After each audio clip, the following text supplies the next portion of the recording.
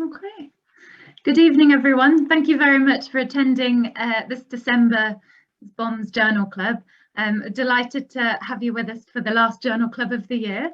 I'd like to thank Denise Radcliffe, Dr. Denise Radcliffe, who's a clinical psychologist, who's our co-chair for this evening. So thank you for joining us, Denise. Tonight we've got a couple of fantastic papers, which hopefully will get you all excited about bariatrics for the final hurrah of the year. And they're going to be presented to us by the team from Aberdeen. So without further ado, first I'd like to thank our sponsors, Ethicon, for sponsoring this evening, and then pass you over to Shayantha Nathakumaran from Aberdeen. Thank you very much, Shay. Great, thank you, Roxana, for inviting us to present. I'm just going to share a couple of slides to start, just to introduce the team. So hopefully you should be able to see that. So welcome to Aberdeen. I think we're the most northernly bariatric unit in the UK, and we deal with most bariatric problems north of the blue line, so encompassing most of north of Scotland and some of the islands as well.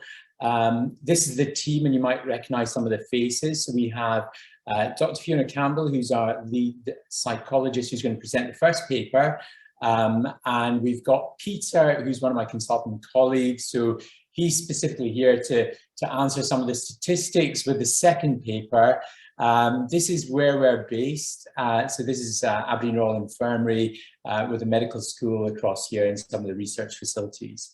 So we've got a couple of papers. So hopefully this will stimulate a fair bit of debate. So the first paper to be presented by Fiona is about the psychological impact of COVID-19 pandemic on patients included in a bariatric surgical program, and this is from one of the Italian units.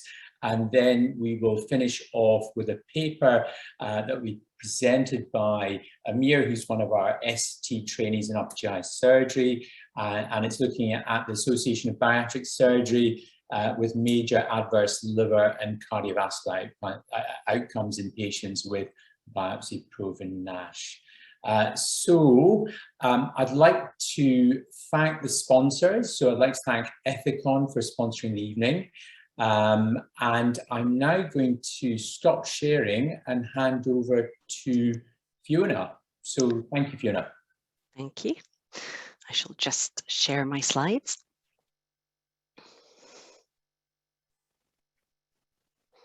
Hopefully everyone can see that. Please shout now or forever hold your peace. So I'm going to be talking about the psychological impact of COVID-19 on patients who were in a bariatric surgery program in Italy.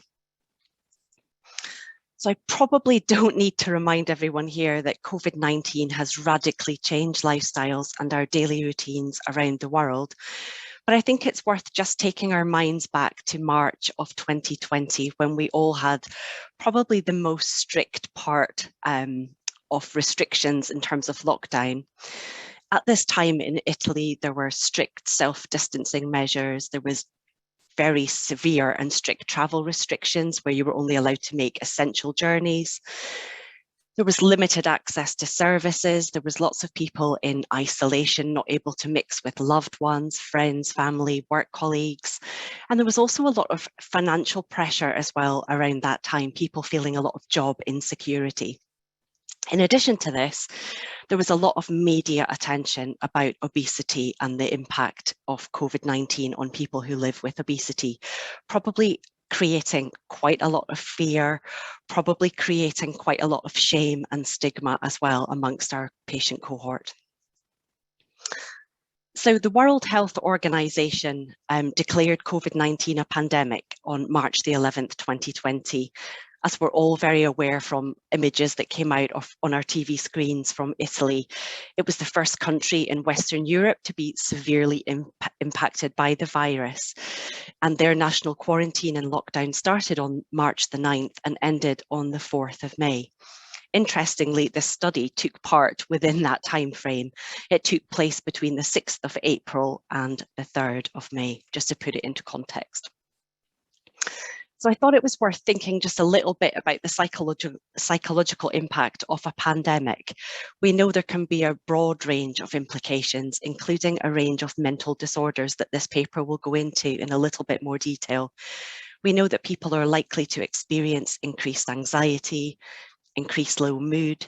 Sometimes they'll also experience post-traumatic stress disorder type symptoms, some somatic disorder type symptoms, and also sometimes some psychosis. We also know that many expressed fear of getting sick, infecting others, and also dying with the disease. So quite a stressful time. And we also know that our patients who access our services are already kind of predisposed. They will often come with already a lot of psychological complexity, and something like a pandemic coming along that it induces sustained stress is likely to kind of trigger a whole range of other conditions, such as mental health problems, possibly some body image concerns, etc., especially around the media attention as well. And it is worth just pointing out that psychological complexity obviously will still exist post-surgery as well. And this research paper will go into that in a little bit more detail later on, talking about relapsing back into old mental health difficulties and also a return to some disordered eating habits as well. So the purpose of this study, like I say, was to look at the impact of COVID-19 and the lockdown and what impact that had on bariatric patients in a surgical pathway. Interestingly, they were looking specifically at patients who were pre-surgery and comparing those to patients who were post-surgery. So because this was done during a pandemic, patients were recruited for this study via, I think it was social media, on a social media platform. They got quite a high number of respondents. And then patients who were interested in taking part were asked to complete 2 measures. So one of the measures they were asked to complete online was the Depression Anxiety Stress Scale, which is a validated and reliable measure of stress, depression, and anxiety. And they were also asked to kind of do a self-assessment questionnaire that would look at protective factors against stress, but also some risk factors that might mean that somebody might be more likely to experience stress as well. And then thinking about the population characteristics of the people who took part, in total there were 434 patients enrolled in the study. 59 of those patients were pre-surgical patients and 375 were post-bariatric surgical patients. The average age was around 45 years of age. Not surprisingly, there was probably a higher number of female to male patients. There were 55 males and 379 female participants in the study. It also looked at the type of procedure that patients had who were post-operative. And in Italy, it's probably more common that patients will have a sleeve gastrectomy, and this is reflected here in the numbers. You can see that 254 of the patients who enrolled in the study had had a sleeve gastrectomy, followed by a gastric bypass and then a band and some other procedures.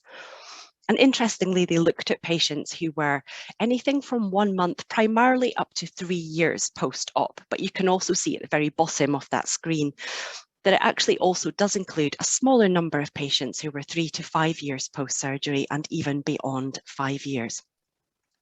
So what did this paper kind of show? So what it kind of showed was that more than half of all participants who enrolled were worried about the pandemic, possibly, again, not a surprise. This is probably the same across the general population. 63% were specifically worried about their health during this time and also the health of loved ones as well. 37% felt lonelier and 56% of participants felt bored. They also reported an increase in hunger and also an increased frequency of snacking, which could be perhaps correlated to a lot more people being stuck at home, home working, and food being much more accessible. 39% of participants reported they were much more likely to engage in impulsive eating. And really quite concerning, half almost of all participants felt unable to follow a recommended diet, which obviously will have implications whether you are pre-surgery or post-surgery. So we now know that more than half were concerned about the pandemic. But interestingly, there was no significant difference at all between those who had had surgery compared to those waiting for surgery.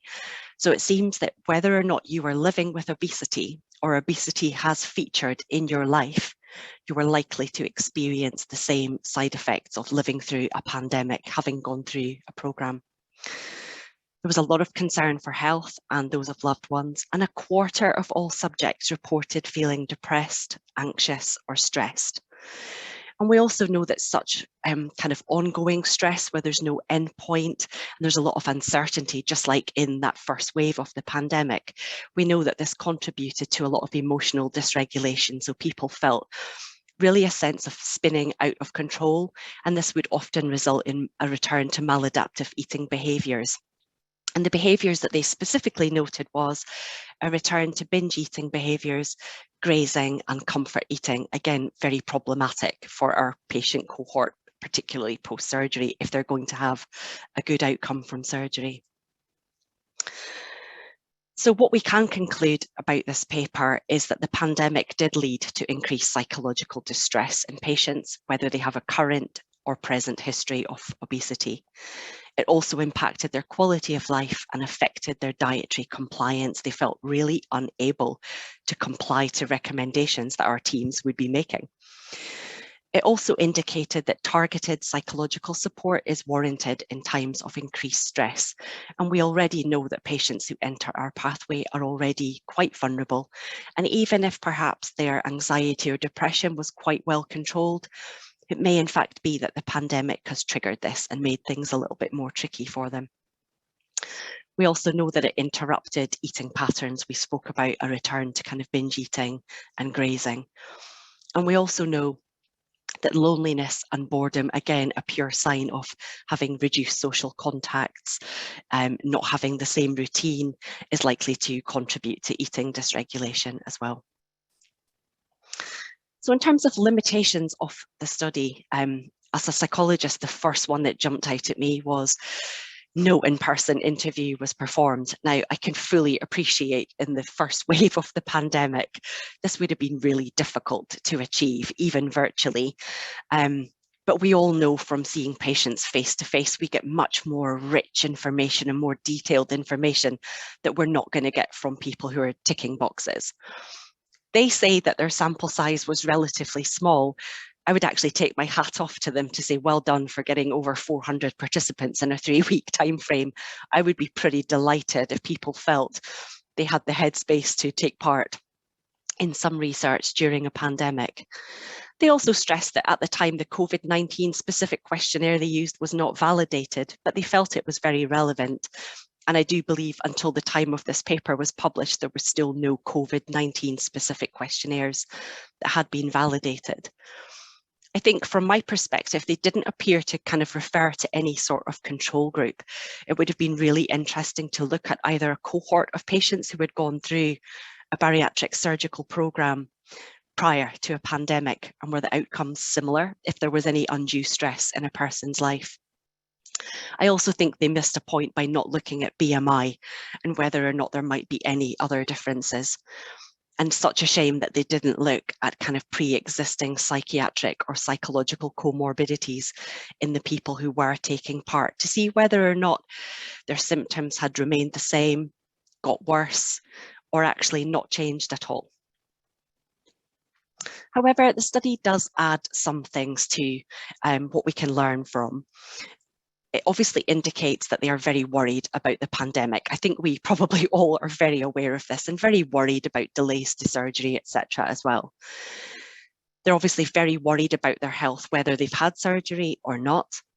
They're really worried about their eating behaviour and kind of giving a sense that really their eating behaviour went out of control in the midst of this first pandemic, or so the first wave of the pandemic. And that it's always made worse by symptoms of depression, anxiety, and stress.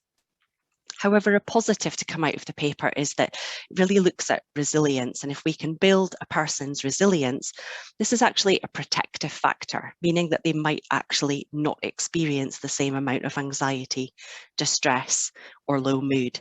And I think as bariatric surgical services, I do think we incorporate this into our programs, into our education, our assessments, trying to help people self-manage, build better social networks, help them goal set so that they do feel a little bit more empowered about their position.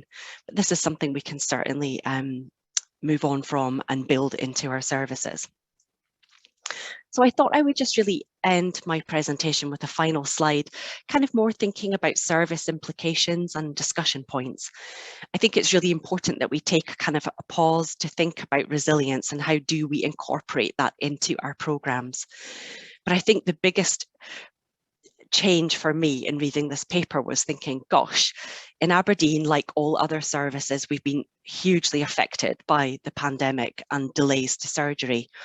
And in Aberdeen, we have very much focused on pre-surgery patients. So our pre-surgery patients will all have an assessment with myself. They will all go into an education programme which lasts for 7 sessions, and that's delivered by myself, my nursing colleague and my dietetic colleagues. And in addition to this, at the moment, we're thinking, gosh, people are waiting so long for surgery. We're now also developing a maintenance group. But have we actually neglected our post-op patients, given that this paper has said patients who are either pre-surgical or post-op have the same experiences of the pandemic and the same struggles? So this is something we're probably going to look at now as a team up in Aberdeen. I also think it's worth noting that psychological complexity is obviously very prevalent among a bariatric cohort, but as we know from previous papers, psychology resource across the UK varies greatly and it's not consistent. I feel in a very privileged position up here in Aberdeen, having come from a service before in which I could not see every single patient due to the high volume of people who were having surgery, to an area where I do get to see every single patient. They all get a psychology assessment, they all have education, they all have access to one-to-one support with psychology, and once they're post-surgically, around about 8 to 10 months post-surgery, I will see everyone again, and they will also have access to a post-op group that we've developed as well. So our patients are quite well looked after from a psychological perspective up here in Aberdeen. But this paper also made me think about preparedness for the future. Let's hope this is a once-in-a-lifetime pandemic and none of us have to go through this again. But how ready were we? How ready are we? What would we do differently? And I think again in Grampian we were quite fortunate, as Shai showed at the very beginning. Our geography around Grampian means that we have patients coming from Shetland, from Orkney, from the Western Isles, which will involve a flight down to see us. So actually we already had some virtual clinics that we were able to offer people, but we certainly weren't prepared for what the pandemic threw at us and making everything available virtually.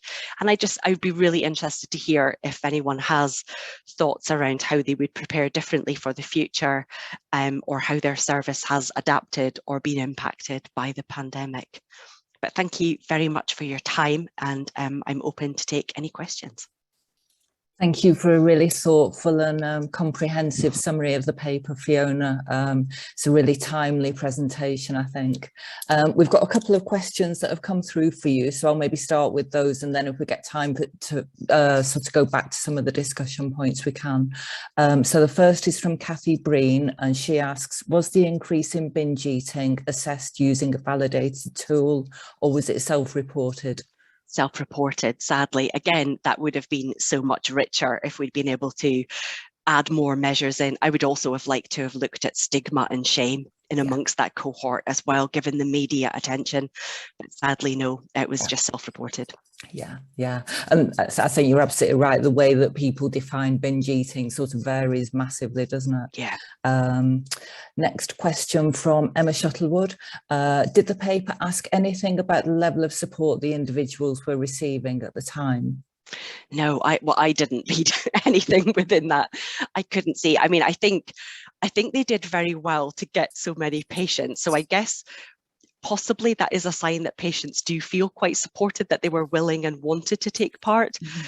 But also they had kind of a captive audience as well who weren't doing so much perhaps in that time. So I don't know how much support was available to patients, but that's a really good question. And that would be really interesting to know how they adapted and supported their patients as a result of their findings as well.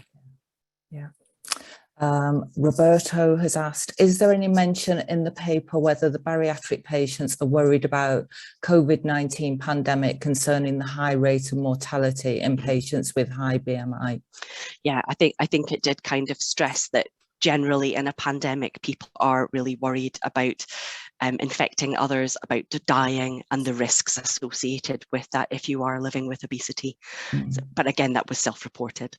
Yeah, and it's something like clinically, I'm sure we've all heard lots of patients describing that increased level of anxiety and that sense of sort of impending threat. Yeah, absolutely. Can I just ask a question for both of you? That's Fiona, thank you for a brilliant presentation. I was just wondering, because I don't really know the background to this, but how long do you or does the authors from the paper suggest that this effect of COVID-19 will last? Is there any evidence to suggest, from previous pandemics, that it is only transient, or that it may have permanent, long-lasting effects on the behaviour of these patients? That's a really good question. I don't have the answer to that. I don't know if Denise does. I don't have the answer to that. I suspect, like many things, it might tail off, but actually the things they were looking at are already what we might expect in amongst our cohort of patients. So they will come with a higher rate of anxiety, depression, and often stress due to many factors. But it would be really interesting to know, to come back and even do a comparison study in this patient cohort 5 years, saying 5 years from now. I don't know if I'm being optimistic or pessimistic, I don't know. But to see how they are doing would be really interesting.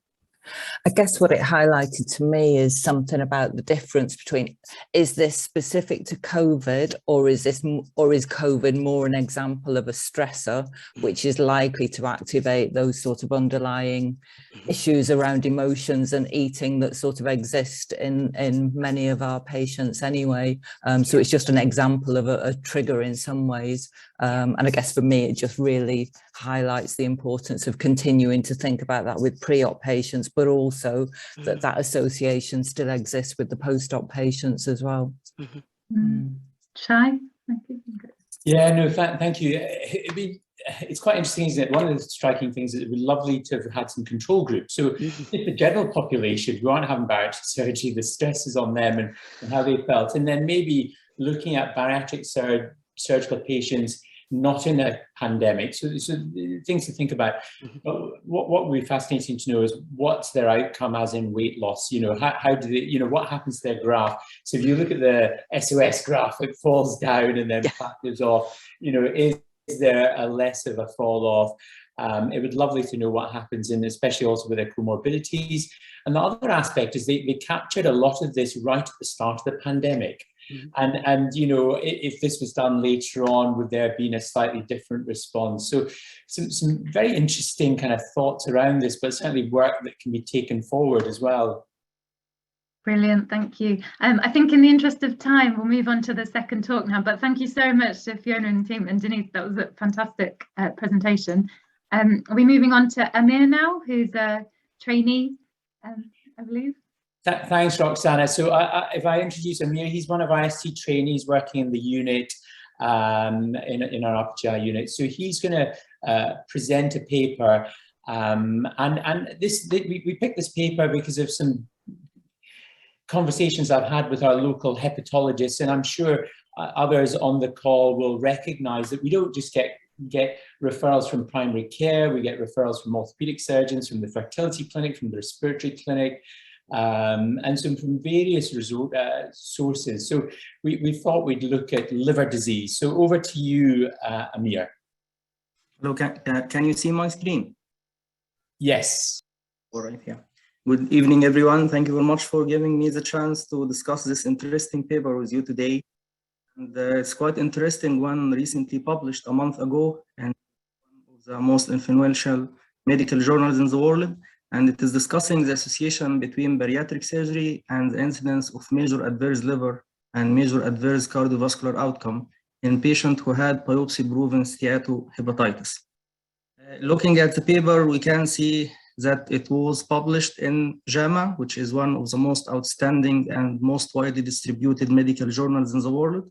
And we can see from the impact factor, it's 56.27 for 2020, which is quite interesting and high impact factor. And looking at the team as well, it is an eminent team in Cleveland Clinic in the United States, led by Professor Ali Aminian, who is one of the outstanding professors very interested in metabolic surgery, with many peer-reviewed publications. So speaking about non-alcoholic steatohepatitis, always referred to as NASH, this could be considered as a hepatic manifestation of metabolic syndrome, and it is one of the leading causes of cirrhosis and hepatocellular carcinoma. And it is roughly estimated that 20% of patients with NASH will develop cirrhosis at some point of their lifetime, and it is also strongly correlated to cardiovascular disease. And unfortunately, there is no approved medications or effective therapy for NASH so far. And also what adds to the complexity of this is that accurate diagnosis and accurate assessment of NASH requires intervention, namely biopsy. And most of the other clinical or radiological scores are not that accurate as biopsy describes the stage of the disease. So trying to identify the knowledge gap, we all know that there is strong evidence that bariatric surgery improves the major adverse cardiovascular events, and also it improves mortality and obesity. And on the other hand, when we study NASH and the correlation with obesity, there are few observational studies, unfortunately small, using liver biopsy before and after bariatric surgery suggested that there is some improvement in patients and having features of NASH. So the question now, is there any association between bariatric surgery and developing liver pathology or cardiovascular pathology during the long-term follow-up? That's why they have designed their study. So what they have done is that they had retrospective study and analysis of patients who had liver biopsy from 2004 till 2016 at their unit at Cleveland Clinic. And they have been following them up until March 2021. And this was ethically approved as minimal risk research. So they have included all adult patients with BMI more than 30, and they have confirmed their histological diagnosis according to the NASH Clinical Research Network criteria, which is the most commonly used and approved criteria to describe the disease. So when we look at this pyramid on your right-hand side, we can see that it's classified simply into 4 stages. They have included only stage 1, 2, and 3 of the disease, and they have excluded stage 4, which eventually an end stage of the disease. And they have excluded all other causes of NASH, so including alcohol excess and whatever other cause, just to minimize the confounding of their study. So looking at what they have done after excluding those who are not eligible for the study, they ended up by almost 1,158 patients, and they have classified them into 2 groups, 650 patients, those who had bariatric surgery, and 508 patients who didn't have surgery, and they named it the control non-surgical group. And it's quite interesting that they have excluded all the uncommon bariatric procedure and included only patients with Roux-en-Y and sleeve gastrectomy. And as a trial to minimize the confounding, they have done propensity score analysis just to minimize the selection bias in their sample. And we can see that the matched analysis ended up by 462 on the bariatric surgery side and 462 on the non-surgical control group. So it's worth mentioning, when you look at their characteristics from the baseline, we can see that patients who had bariatric surgery in the group, they were heavier. They had a median BMI of 45 as compared to the non-surgical group, and they were even more comorbid. For example, we can see dyslipidemia. It is more prevalent in the bariatric surgery group, and even from those who are on medications for dyslipidemia, and also the bariatric surgery group were more diabetic and were on more insulin requirements. However, if you consider this a bias, it is even more biased towards the control group rather than the bariatric surgery group. So what they have done simply is that during the time of the bariatric surgery, they have taken biopsy from the left lobe of the liver and sent it for analysis. And for the non-surgical group who didn't have any biopsy, who didn't have any bariatric surgery, they have taken radiological biopsy at the time of inclusion in their study. And from this point, they have been following up their patient. For the NASH, they consider the primary endpoint is the first occurrence of clinical or histological cirrhosis or need for transplant or liver pathology-related mortality. And from the cardiovascular side, they consider the first occurrence of coronary artery disease or cardiovascular-related death as the primary endpoint for this study.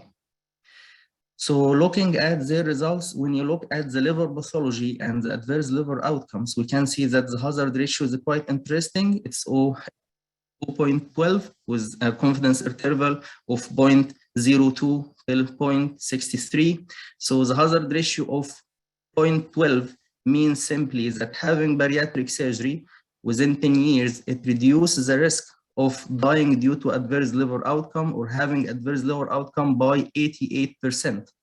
And likewise, in the adverse cardiovascular events, the hazard ratio is 0.3. This means that bariatric surgery reduces the risk by almost 70% as compared to the non-surgical group.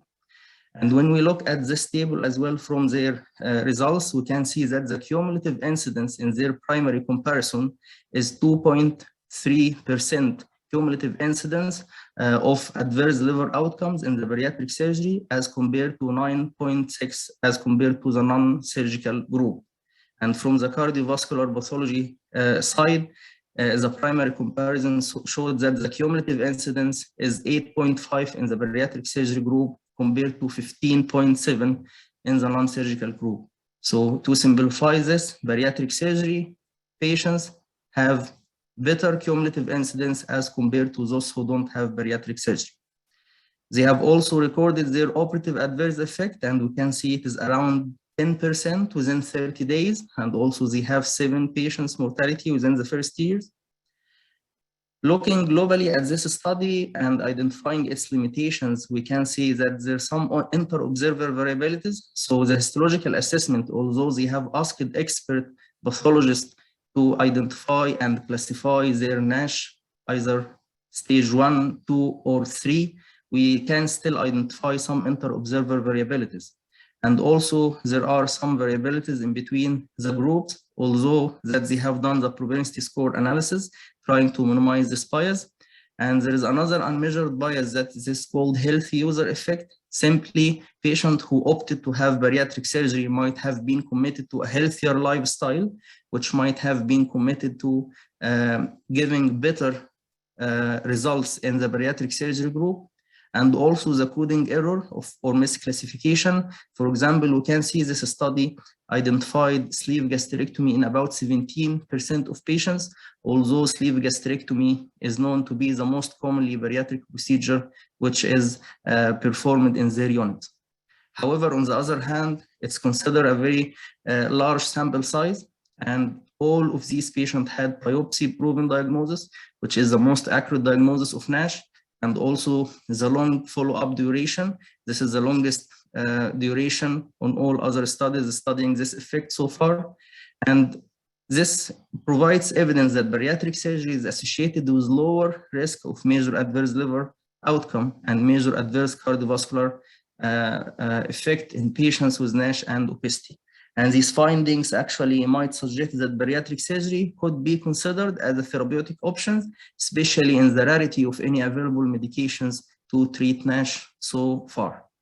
So coming to a very important point, when we look at other medications which might be studied to suggest improvement of NASH, we can see few RCTs studying this effect. For example, vitamin E and bioclitazone, which is believed to improve NASH. However, all of these RCTs are for short-term follow-up, and all of these medications only affect NASH rather than the cardiovascular adverse events as the bariatric surgery does. So losing weight is the optimal therapy to treat NASH, as we know so far, but still the unanswered question, because they have done only one biopsy at the time of bariatric surgery or at the time of inclusion in the study. They didn't repeat the biopsy. So does weight loss really improve NASH, or it is just stabilizes NASH? This is still an unanswered question which needs clarification in future studies. So to conclude simply, in patients who have NASH and obesity, bariatric surgery is associated with significantly lower risk of major adverse liver outcome and major adverse cardiovascular outcomes as compared to those who don't have surgical management. Thank you very much for your time, and I'm happy to have any questions. Thank you very much, Amir, for that very thorough presentation of actually a very difficult paper. So you made it seem very clear to understand. Thanks. And thank you again for representing the trainees again in the Journal Club. I think while we've stunned our audience, while we're waiting for some audience questions, I'll just ask you, you mentioned that the authors had taken biopsies at 2 time points, at the baseline for surgery and then at the time of inclusion in the study. From those results, based on the different follow-up time periods, is there any suggestion that there is an optimal time after surgery that the most benefit is gained for people with NASH, or is it suggested that this is proportional to weight loss? Basically, is it weight loss dependent or weight loss independent?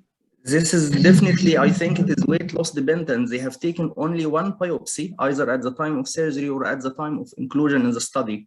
So all of these effects actually are likely to be related to losing weight rather than any other metabolic effect of bariatric surgery.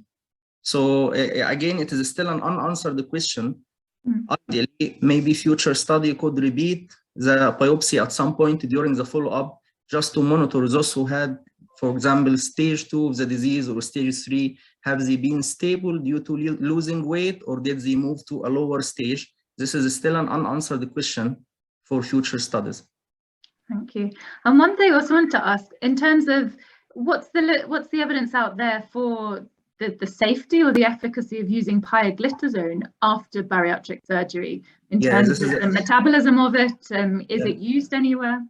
Yeah, this is a very interesting question. Thank you very much. There is an ongoing RCT called AIM-2 study, which is studying the effect of pioglitazone. It was launched earlier in 2020, and it is proposed to finish by 2024.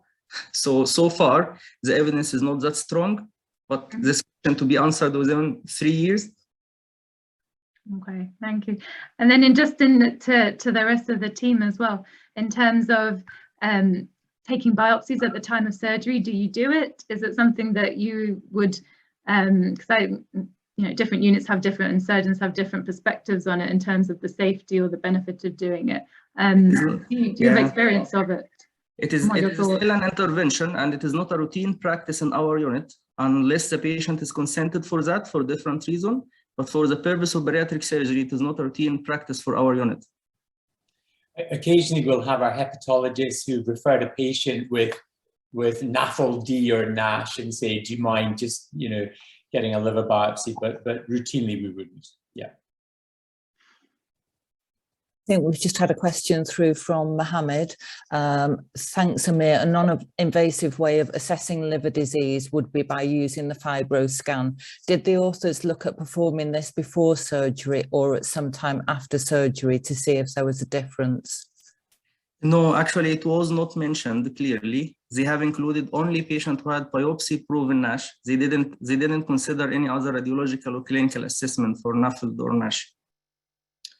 It's a very good question, because then we might have seen some change in the results. One of the challenges with the FibroScan is with the body habitus of these patients, and back in 2000, how good were the probes in detecting, and having spoken to our hepatologists, that can be one of the challenges. But the key here is, it would have been great to know what happened to the liver disease as part of surgery 7 years down the line, and we don't know that. Thank you. And then there's one more from the audience. They said, "Thank you for a great presentation. Did the study report the weight loss in both groups? Was it that the surgery group are likely to have lost weight, but was there any weight loss reported at all in the control group, or were they weight stable?" Yes, actually, they have reported this. This was secondary, one of the secondary endpoints. I didn't want to waste your time for that, for the limited presentation time. But yes, they have measured the weight loss, and it was more eminent in the bariatric surgery group. And also they have measured the hemoglobin A1C for the bariatric surgery group for both, yes. But it was not too different from what we all know about bariatric surgery. Okay. And the control group were weight stable then? No, it was a little bit lower than their start point, but not as comparable as the bariatric surgery group. Okay. All right. I don't know, Roxanne, one of the things I looked at these statistics, and they're just, quite mind-blowing. And the impression I get is they've tried to get this kind of cohort and try and statistically work this into a randomized controlled trial. So one of the things we have to bear in mind is there might be some type 1 error. So are we finding change that might not be there? But looking at the data, can we do this by way of a randomized controlled trial? We're having to follow up patients for about 6-7 years. So I think that would be very difficult. So I think we've got to bear in mind there's some issues with the statistics, but actually it's quite a strong message, we think. And what do you think is the optimal time frame in NASH to intervene with bariatric surgery then in order to control disease? You know, there's varying evidence for, you know, some benefit in cirrhosis, other benefit early on. What's your thoughts? Really good question. So I was just looking at some of the stuff that I'd written down. So, you know, if you look at a bariatric population, they probably have, or if you look at the general population, about 30% may have NAFLD, and about maybe 5 to 7% will have NASH. So this is a big issue. As to when we intervene, it's difficult. If you speak to our hepatologists, they're very frustrated because, you know, they have these patients and they're saying even a younger cohort of these pediatric people coming through in their 20s. And all they're able to do is go off and lose weight, and you have these structured weight loss programs. So I think intervening early, trying to reverse that metabolic syndrome that these patients are eventually going to develop.